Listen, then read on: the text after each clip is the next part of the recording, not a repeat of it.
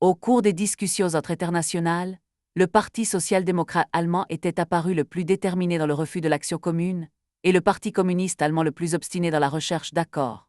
Les dirigeants social-démocrates allemands sont en effet décidés à maintenir avec les partis bourgeois du centre une coalition qu'ils jugent un rempart nécessaire contre la subversion et l'aventure. Les dirigeants communistes, eux, se rendent compte que seules de méthodiques campagnes en faveur d'actions communes, dans le prolongement de la politique de la lettre ouverte du 7 janvier 1921, peuvent, dans une première étape, rompre leur isolement et contribuer à la renaissance d'une aile gauche à l'intérieur de la social-démocratie, indispensable pour la construction du front unique ouvrier.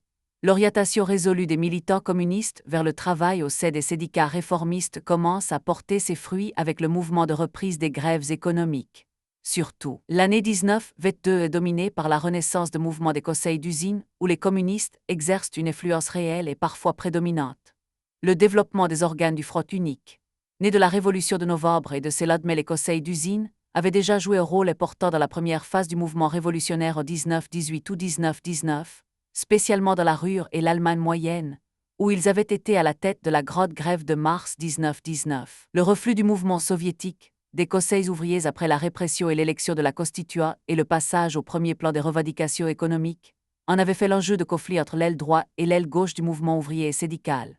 L'article 65 de la Constitution de Weimar, la loi du 4 février 1920, avait représenté une tentative de grande envergure pour intégrer les travailleurs à la vie de l'entreprise et par le biais du Mitbestimmungsrecht, le droit à la participation ou à la concertation, les transformer en appendices de l'autorité patronale.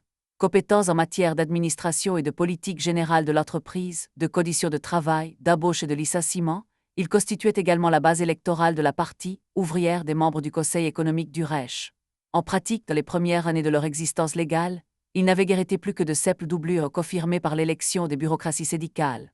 Pourtant, le fait qu'ils étaient élus par tous les travailleurs dans le cadre des entreprises, le caractère industriel de leur forme d'organisation, en opposition à l'organisation des syndicats sur la base des métiers, en faisaient des instruments utilisables pour des révolutionnaires. C'est à partir de qu'un homme comme Domig avait élaboré sa théorie du système des conseils, conçu comme une sorte de second pouvoir économique se dressant, dans toutes les entreprises, contre l'autorité patronale et s'élevant, par une pyramide de conseils à tous les échelons, jusqu'au sommet du pouvoir d'État de 1456.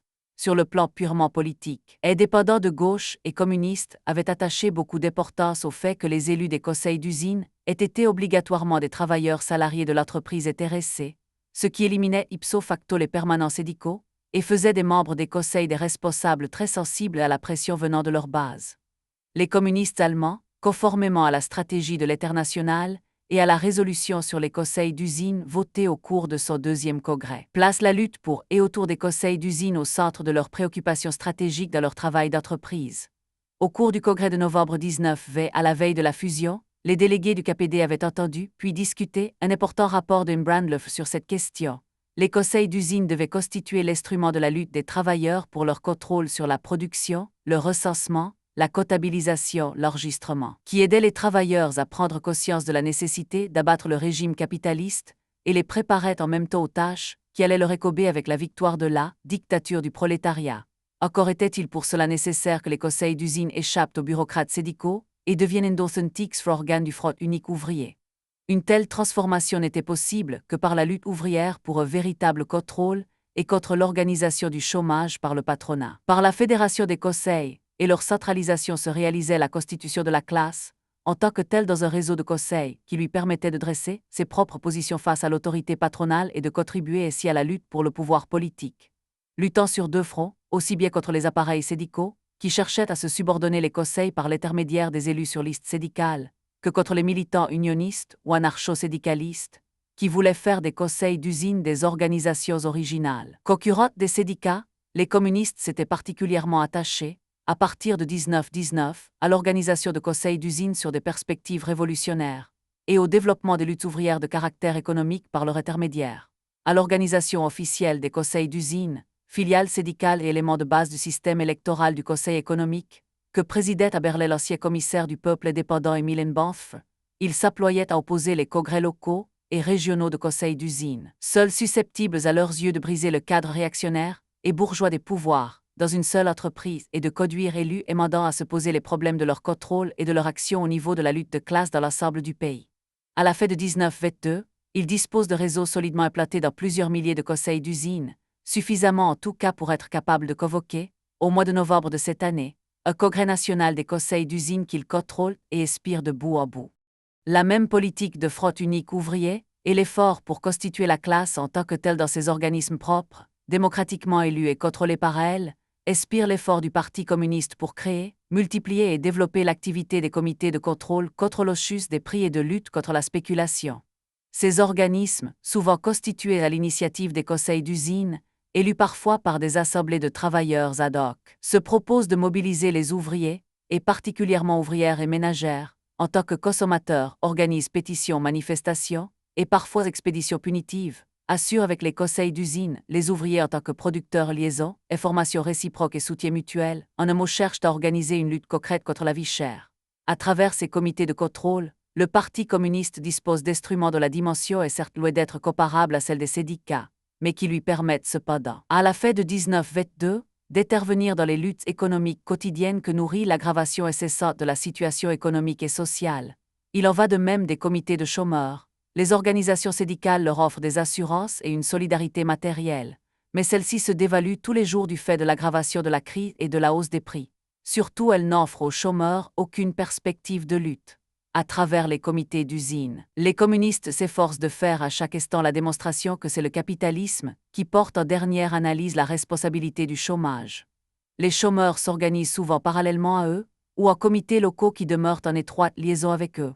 Plus apte peut-être à la généralisation politique que les travailleurs effectivement employés, plus directement frappés par une situation dont ils sentent quel est le résultat de système économique et social. Les chômeurs constituent pour l'influence communiste un terrain de choix et l'influence du parti va grandissant. Il y gagne des cadres, obtenant en particulier une grande victoire à la fin de 1922, avec l'adhésion de militants social-démocrates connus, animateurs jusqu'alors du comité de chômeurs d'Hambourg, un meneur d'hommes de grande qualité Edgar André.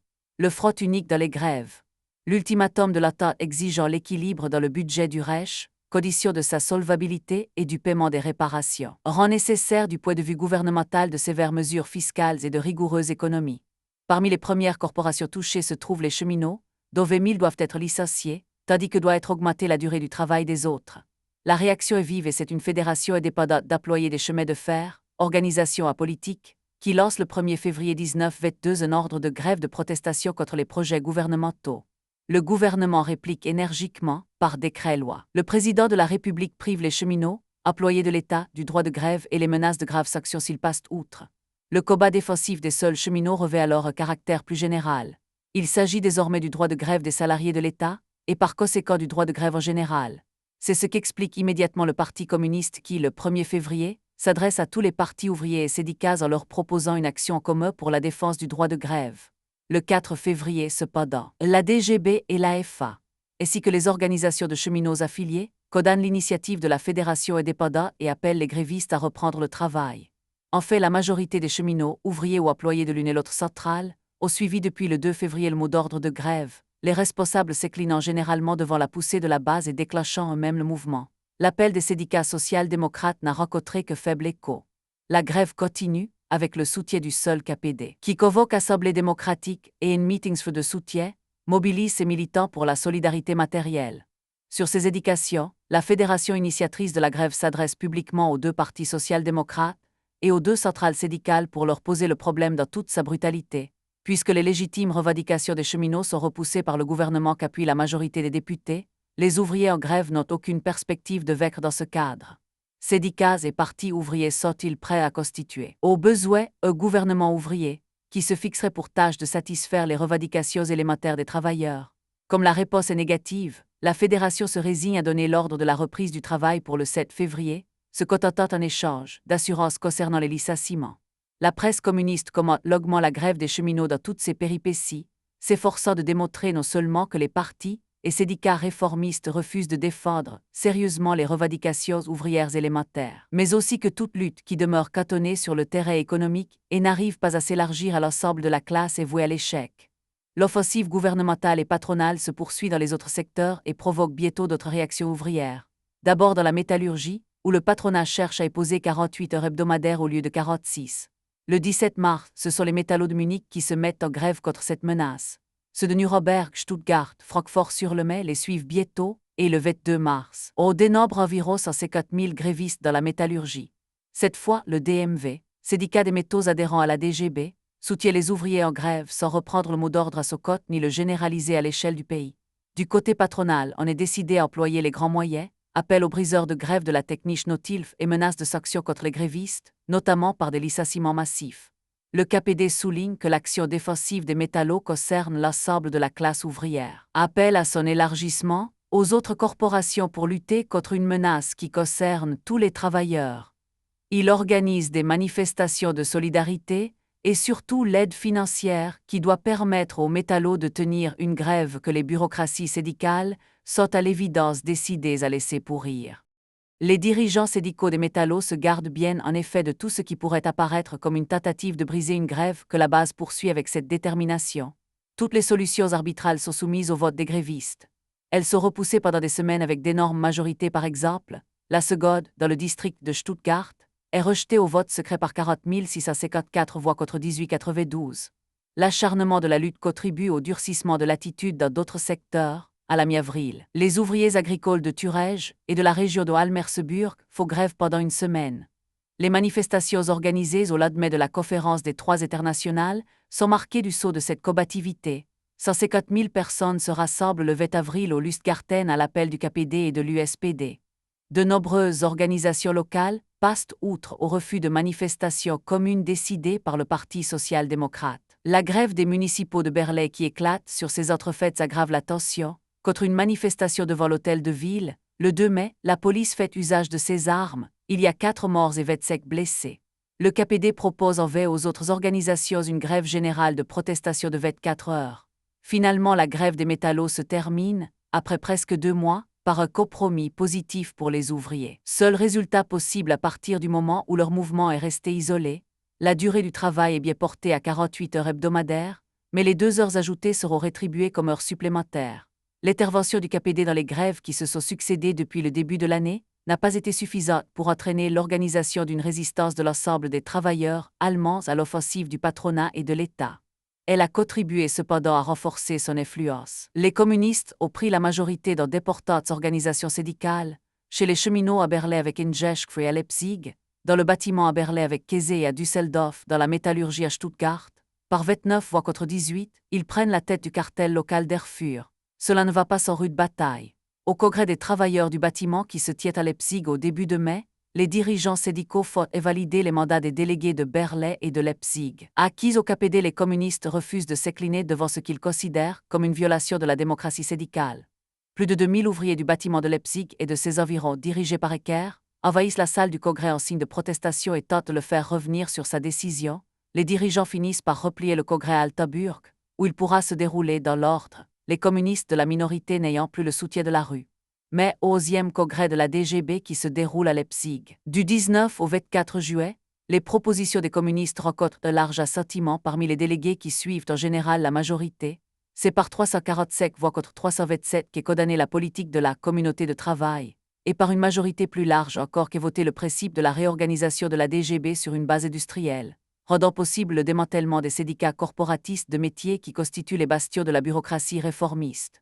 La campagne après l'assassinat de Rathenau. Le 24 juillet 1922, le ministre Enwolf Rathenau est abattu par un commando d'extrême droite de L, organisation COSUL, formé d'anciens officiers, ex-président d'une Trustfra EG, porte-parole au Reichstag des intérêts des patrons de l'industrie de transformation, souvent opposés pendant cette période à ceux de l'industrie lourde, un des signataires du traité de Rapallo avec l'Union soviétique. L'homme était pour les communistes un redoutable adversaire de classe. Les nationalistes de droite l'ont pris pour cible en tant que juif et a fait de terroriser les éléments de la bourgeoisie partisans d'un apaisement à l'extérieur et d'un accommodement avec les conditions de Versailles. Le meurtre vient à la suite de centaines d'autres, au lendemain notamment d'attentats contre le social-démocrate Schedman, 4 juillet, et le communiste Ensailmunf, 18 juillet. Le rôle joué dans cette affaire, comme dans bien d'autres par les complicités militaires et policières, les protections dont les assassins ont pu jouir avant et après l'attentat. Les cris de triomphe des nationalistes soulèvent une vague d'indignation non seulement dans l'ensemble du mouvement ouvrier mais, au-delà, dans l'opinion démocratique. Le chancelier Joseph Enwolf proclame dans un discours au Reichstag que l'ennemi est à droite. Sur le coup, la crainte est générale que l'attentat ne constitue le prélude de nouveaux putsch. Toutes les rancœurs remontent contre la Reichswehr, la police, la justice, héritée du régime impérial, les revendications exprimées au lendemain du putsch de Cap ressortent, d'autant plus vigoureuses que la passivité des gouvernements successifs paraît plus éclatante. Ernst von Salomon, un homme du camp des meurtriers, témoigne: une atmosphère accablante pesait sur les foules, cette atmosphère pleine de tressaillements avant-coureurs de la panique, au milieu desquels il suffit de seuls gestes, de seuls mots pour rompre toutes les digues des passions. Le KPD saisit l'occasion ainsi offerte pour tenter de mettre en pratique, sur des mots d'ordre politique cette fois, sa politique du front unique ouvrier.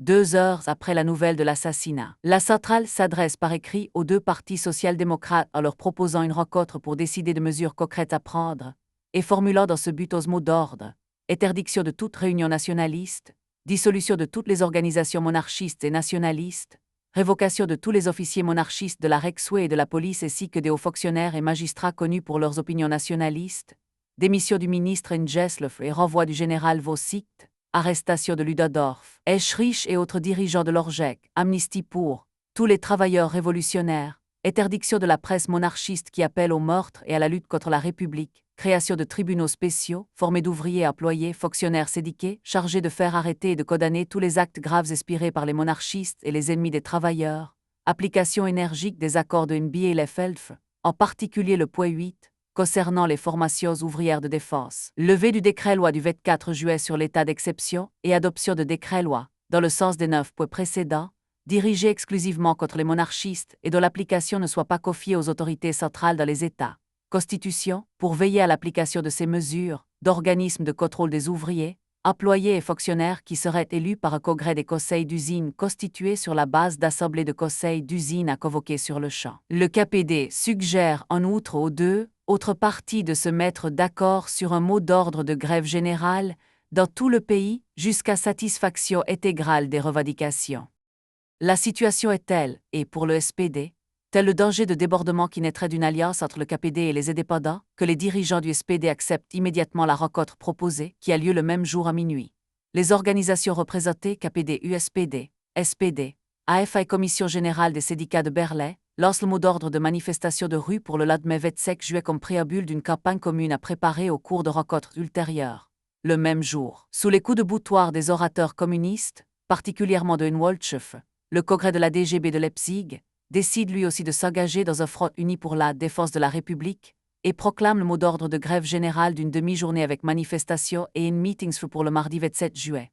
Le 25, les partis siègent pour la première fois avec les représentants de la direction de la DGB. Immédiatement après la grandiose manifestation organisée au Lustgarten, l'événement est salué par les communistes comme une grande victoire et une étape importante sur la voie de la construction du front unique ouvrier. Quoique les directions des autres partis et syndicats se prononcent immédiatement contre quelques-unes de leurs propositions, l'appel à la grève générale illimitée, la constitution de comités de contrôle et la perspective de gouvernement ouvrier. L'important leur semble être en effet la fermeté des positions prises par les dirigeants syndicaux sous la pression de leur congrès. Le réformiste les part allant jusqu'à dire que son organisation est prête à employer les moyens extra-parlementaires les plus énergiques et à approuver la conception communiste de l'action. Ils exigent toutefois qu'aucune surenchère ne soit admise entre les organisations, ce que les communistes tentent de tourner en déclarant que pour leur part, ils s'engagent à considérer les revendications établies en commun comme des revendications minimum à réaliser par tous les moyens, déclarations et positions qui sont acceptées par leurs partenaires. Le soir, les représentants des 5 organisations sont reçus par le chancelier Enwurf qui, tout en refusant de modifier le décret-loi déjà lu au Reichstag, s'engage à le compléter conformément aux revendications des organisations ouvrières. Le 26, ils se réunissent de nouveau afin de formuler les revendications avant la séance du Reichstag convoquée pour le jour même et réclament l'institution de tribunal extraordinaire ne comprenant que magistrats sur 7 juges, l'interdiction et la dissolution des ligues monarchistes et anti-républicaines, l'interdiction des journaux, du drapeau, des couleurs monarchistes, de lourdes sanctions pour toute attaque, geste, écrit ou parole contre le drapeau ou les couleurs de la République, l'interdiction du port d'armes pour militaires et policiers hors du service, du port de l'uniforme pour les anciens officiers, une épuration rigoureuse, particulièrement de la police et de la magistrature. Ils tombent d'accord pour formuler plus tard les revendications concernant l'amnistie réclamée par les communistes. Les premières escarmouches entre délégués du Parti social-démocrate et représentants du KPD se produisent au cours de cette réunion, les premiers exigeant des communistes une déclaration écrite officielle par laquelle ils s'engageraient à n'attaquer la République démocratique, ni en acte, ni par la parole, ni par écrit, à ne pas critiquer leurs partenaires et à retirer de la circulation une affiche injurieuse pour le Parti social-démocrate. Les représentants du KPD ayant refusé, les autres font mine de quitter la réunion, mais finissent par y reprendre place sur les instances des représentants syndicaux. Quelques heures avant le début de la grève et des manifestations prévues le 27, les 5 organisations signent l'accord de Berlin, reprenant l'essentiel des revendications présentées au chancelier Einwurth, approuvées par la DGB et la FA et qui n'ont soulevé de réserve que de la part du KPD, amnistie, interdiction des ligues, réunions, défilés, emblèmes et couleurs monarchistes, dissolution des groupes armés anti-républicains, épuration de l'appareil d'État et de la Reichswehr. La manifestation du 27 juillet rassemble dans toutes les grandes villes des millions d'hommes et de femmes à l'appel des organisations ouvrières unanimes de 1499. Ernst von Salomon les a vues ici, les foules massées sous les drapeaux qui flottaient avant ces murailles vivantes de corps serrés. Elles emplissaient les villes du martèlement de leurs pas et faisaient vibrer l'air du grondement de leur sourde colère. Une course de vitesse s'engage alors entre le KPD, qui veut pousser à l'action les autres organisations tout en profitant de l'émotion et de l'élan pour bâtir simultanément ce qu'il appelle les organes du front unique, et le SPD, qui cherche à consolider la coalition au Reichstag entraînant les populistes dans le vote d'une loi de défense de la République, tout en rejetant sur les communistes la responsabilité de la rupture du front unique. Dans de nombreuses localités, malgré les décisions formelles des instances nationales du SPD et des syndicats, se constituent à l'initiative des communistes des comités de contrôle ou d'action, particulièrement en Saxe et Thuringe, mais aussi en Rhénanie-Westphalie et en Allemagne centrale. À Zwickau, un comité d'action formé de représentants des syndicats et partis ouvriers exerce pendant quelques jours un véritable pouvoir qu'il appuie sur une garde ouvrière de sécurité de 250 hommes. En Thuringe, les dirigeants des 5 organisations à l'échelon du LOD se mettent d'accord pour constituer un comité central de contrôle. De son côté, cependant, le SPD réussit à faire éclure, dans l'appel pour la gigantesque manifestation prévue le 4 juillet, une mise en garde contre les discours d'orateurs, et contrôlés et les provocateurs. Les représentants du KPD ayant refusé de signer un tel texte, les 4 le publient sans sa signature. Le Parti communiste proteste vigoureusement et lance de son côté un appel particulier pour la manifestation commune, que l'organe des syndicats refuse de publier. En même temps, il s'efforce de relancer la discussion ou du moins de dépasser les divergences en engageant l'action, et pour cela, formule publiquement de nouvelles propositions, pour une grève générale comme moyen d'obtenir la réalisation des revendications inscrites dans l'accord de Berlin, pour la dissolution du Reichstag et la tenue de nouvelles élections que les partis ouvriers aborderaient avec l'objectif d'une majorité ouvrière au Reichstag et de la formation de gouvernements ouvriers. Il obtient le vote de nombreuses résolutions en ce sens au sein des sections syndicales ou des conseils d'usine, et au Reichstag dans des négociations avec les populistes en vue d'une loi pour la défense de la République, qui ne saurait pour ces derniers comprendre une amnistie en faveur des condamnés communistes de mars 1921. Le Parti social-démocrate refuse les propositions communistes. Le KPD accuse alors publiquement le SPD de trahir les accords de Berlin et commence la publication des comptes rendus des discussions entre organisations. Le 4 juillet, la DGB somme le KPD de s'en tenir aux revendications établies en commun. La centrale du KPD riposte en soulignant que les difficultés proviennent de ce que les dirigeants social-démocrates font des concessions à leurs alliés de droite au Reichstag, et que le front unique pourrait se souder à un niveau plus élevé si les SEC réclamaient une dissolution et de nouvelles élections qui rendraient possible une majorité et un gouvernement ouvrier. Le jour même, les 4 organisations réunies en l'absence du KPD lui font connaître qu'il s'est mis désormais en dehors de l'unité d'action. Le KPD réplique par un appel intitulé « Front unique malgré tout », demande la constitution de comités comme de contrôle et l'organisation de la lutte pour l'application de l'accord de Berlin. De nouveaux comités se constituent effectivement à Essen, Düsseldorf, Renicador, mais dans l'ensemble, la situation a tourné désormais en faveur des dirigeants réformistes, qui ne craignent plus d'être débordés et peuvent se consacrer à un règlement satisfaisant de la question sur le plan parlementaire. De concession en concession, d'amendement en amendement au cours de la discussion au Reichstag, la loi sur la défense de la République finit par confier cette tâche à la police et aux tribunaux. Le KPD dénonce son caractère de classe, montre qu'elle ne sera en réalité utilisable que contre la classe ouvrière et ses organisations. Lors du vote le 18 juillet, les députés communistes votent contre, avec l'extrême droite, les députés social-démocrates des 2 partis votant pour, avec le reste des partis bourgeois. Un accord entre indépendants et majoritaires crée un collectif de travail parlementaire. Préface d'une proche fusion, la décision des indépendants de revenir sur le refus de principe de participation à tout gouvernement de coalition, prise au nom de la défense de la République, va rendre possible la réunification. Le KPD a été en définitive isolé par ses adversaires social-démocrates, qui s'efforcent de retourner et d'exploiter contre lui l'aspiration unitaire de la classe ouvrière. Les résultats décevants de cette campagne provoquent de vives réactions à l'intérieur du Parti communiste et de l'Internationale. Au sein de l'exécutif, Geneviève Fremeda Serbe critique sur la façon dont elle a été menée par la centrale. Il est finalement mandaté pour faire part à cette dernière de ses remarques personnelles, suggestions et questions susceptibles d'éclairer l'exécutif qui se refuse à envoyer des directives formelles sur un problème qu'il connaît mal. La lettre, écrite le 18 juillet, déclare notamment « Autant que nous en ayons pu juger à travers Die Roten Fünf, votre tactique au cours des premiers jours nous a semblé à tous plutôt médiocre. On ne devrait pas crier « République, République » dans une situation telle que celle qui existait alors. On aurait dû bien plus tôt, dès la première minute, mettre sous les yeux des masses le fait que l'Allemagne actuelle est une république sans républicains.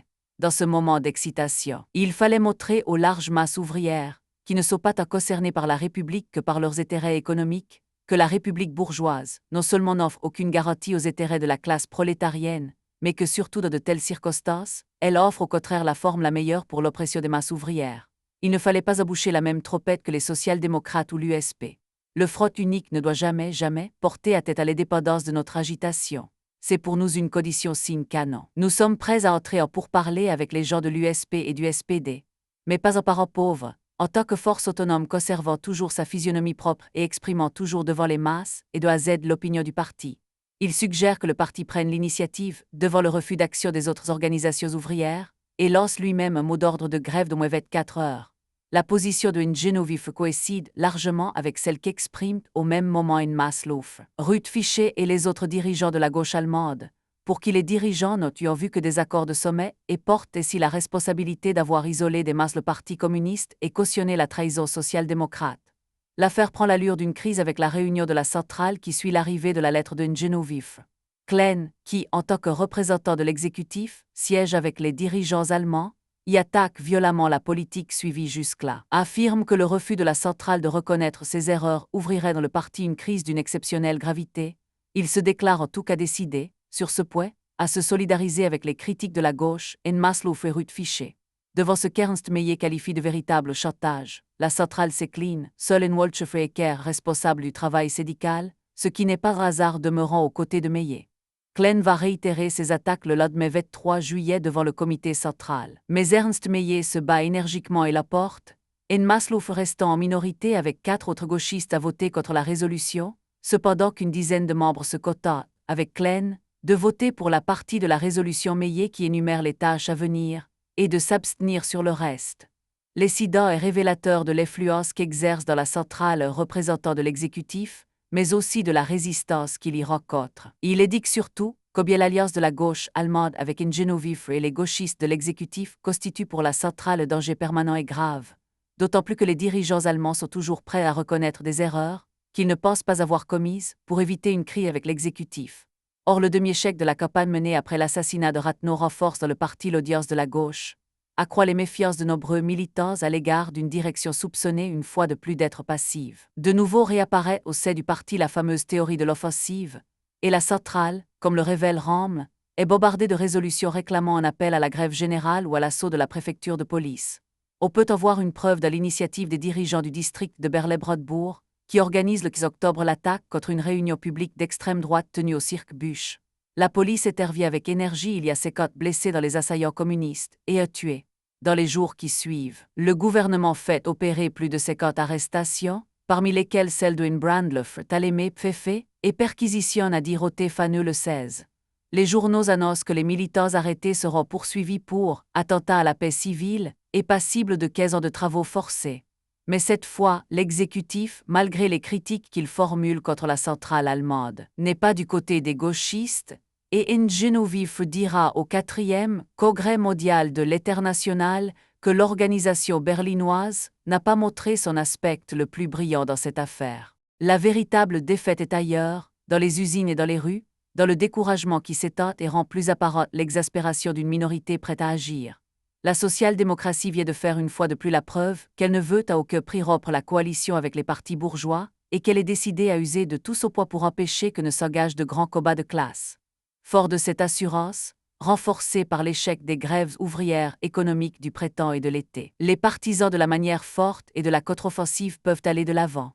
Hugo Steen, au nom de la nécessité du paiement des réparations et du sauvetage de l'économie allemande, formule ses exigences au cours d'une séance du Conseil économique du Reich dans laquelle il réclame une fois de plus l'allongement de la journée de travail. On ne peut pas à la fois perdre la guerre et travailler 2 heures de moins. C'était possible. Vous devez travailler, travailler encore et encore. Il faudrait interdire, pour au moins 5 ans, toute grève dans les entreprises qui sont de nécessité vitale pour l'économie nationale, et punir rigoureusement tout manquement. Sous la présidence de Cuno, l'ancien président de la Hamburg-Amerika-Inlanf, qu'un ultimatum de Légier avait en mars 19 avait écarté du cabinet, se constitue un nouveau gouvernement, ne comprenant pas de ministre social-démocrate, nettement axé à droite. Il accepte les voies social-démocrates tout en se déclarant prêt, au besoin, à s'en passer. La victoire de Mussolini en Italie revalorise, aux yeux des capitalistes allemands, les groupes extrémistes de droite, parmi lesquels commence à émerger le Parti ouvrier national socialiste d'Adolf Hitler. Le KPD consacre toutes ses forces à briser son isolement par des campagnes organisées, multipliant et consolidant les organismes de front unique, comités de contrôle et surtout conseils d'usine. Il obtient dans cette voie des succès non négligeables, puisque, au terme d'une campagne pour la réactivation de ces conseils, il réussit à rassembler en novembre un congrès national des conseils d'usine, rassemblant les délégués d'une minorité de conseils, mais dont certains représentent quelques-unes des usines les plus importantes dans la lutte de classe en Allemagne. Le 22 novembre, ce congrès adopte un programme qui reprend dans leurs grandes lignes les revendications de transition du KPD et élit un comité permanent que va présider le communiste berlinois Hermann Ingolf. L'une des premières conséquences de ce succès sera pourtant une défaite. Au lendemain de la tenue du congrès, en effet, l'Abadi Chanilet licencie les 3 délégués, membres du conseil d'usine de ces entreprises de Ludwigshafen, qui s'y sont rendus. La présence parmi les 3 du populaire dirigeant communiste du Palatinat Max Franzel provoque une grève sauvage de protestation d'une ampleur exceptionnelle. La compagnie riposte par un lock-out, puis réembauche sur la base de nouveaux règlements du travail, réintroduisant la rémunération aux pièces et comportant l'obligation d'accepter des heures supplémentaires. La grève, désavouée par les syndicats, soutenue dans toute l'Allemagne par les seuls communistes et les conseils d'usine qu'ils entraînent, se poursuit néanmoins pendant 6 semaines. Finalement épuisés, les grévistes doivent reprendre le travail, battus et bien battus. Au licenciement de Max Franzel et de ses 2 camarades, s'ajoutent maintenant quelques 2000 licenciements pour fait de grève. Offensive patronale et aggravation de la crise économique vont de pair, l'inflation s'accélère et les prix flambent. Entre la fête d'octobre et la fête de novembre, le prix de la viande, des œufs, de la margarine double, celui du beurre et du pain triple. L'écrivain qui se cache sous le pseudonyme de Albert et sera désormais l'irremplaçable chroniqueur des événements d'Allemagne pendant toute une année écrit dans un record, sous le titre Une société qui s'écroule, 37 millions de travailleurs attendent avec anxiété l'hiver tueur de pauvres gens. En moins de 2 mois, le coût moyen de la vie a plus que triplé, les prix des articles de première nécessité ont quintuplé. À partir du 1er octobre, les loyers quintuplent. Le prix des tarifs postaux triple ou quadruple, les tarifs des communications, chemins de fer et tramways augmentent. Et l'on annonce que le prix du pain va quadrupler. Il décrit le spectacle qu'offre l'Allemagne de cette fête 19-22, les quartiers ouvriers et Newcombe et Moabi, jeunes visages terreux marqués du sceau de la tuberculose et de la faim, les mutilés, les mendiants, les prostituées et la fête des riches. La barbarie s'installe dans le pays jusque-là le plus avancé d'Europe. La misère autour des machines et dans le domaine de la technique la plus moderne. Les communistes, eux, pensent qu'ils ont entre les mains l'instrument qui peut changer ce mode en train de s'écrouler. L'espoir de tous les plus misérables est là, sous la forme de parti communiste de masse, un parti de combat.